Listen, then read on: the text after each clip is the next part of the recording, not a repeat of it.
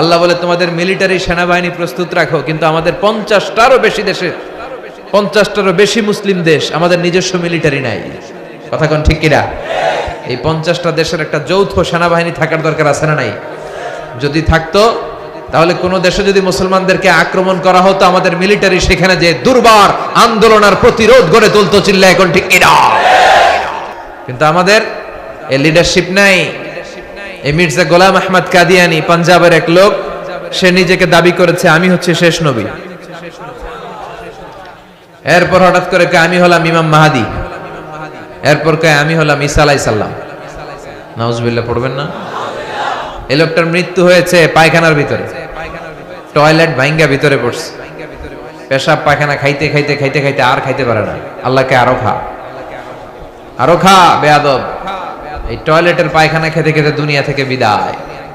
এজন্য বিশ্ব নবীর পরে কেউ যদি নবুয়তির দাবি করে, এটা কি মুসলমান?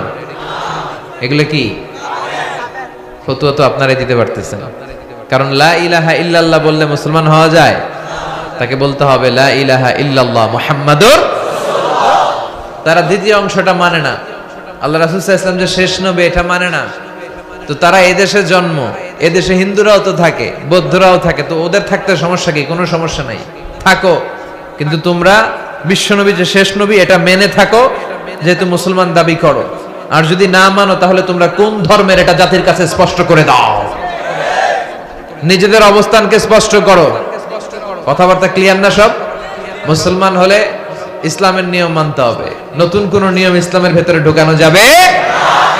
তাহলে যে বিশ্বনবী বললেন নতুন নতুন নবী দাবিকারী লোকজন সমাজে বেড়ে যাবে, এই আলামতটাও আছে না নাই? এরপর বিশ্বনবী বললেন কাসরাতুল হারাজ, কিয়ামতের আগে হারাজ বেড়ে যাবে। সাহাবীরা বললেন ওয়ামাল হারাজু ইয়া রাসূলুল্লাহ, হে আল্লাহর রাসূল সাল্লাল্লাহু আলাইহি ওয়াসাল্লাম হারাজ কি? বিশ্বনবী বললেন হাদা হুয়াল হারাজ। কি বুঝলেন? ফাইট, কিতাল, মারামারি, ফায়ার, অন্যায়ভাবে মারা হবে। এই যে আজকে মারছেন একজন খ্রিস্টান লোক, 50 জনরে নিউজিল্যান্ডে শেষ করে দিল।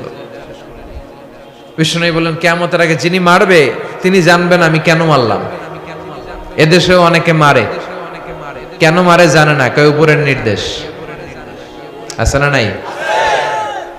আর যারে মারা হলো সেও জানে না আমি কি অপরাধে মরলাম, কেন গুম হইলাম, কেন ক্রস ফায়ারে পড়লাম, আমি জানি না। তো এই আলামতটা সমাজে আছে না নাই? দেখছেন বিশ্বনবী কেমন যেন এই 21 শতাব্দীর দিকে তাকিয়ে তাকিয়ে আলামতগুলো বলে গিয়েছে। যেগুলোই বলেছে প্রতিটা আলামত অক্ষরে অক্ষরে মিলে যায়।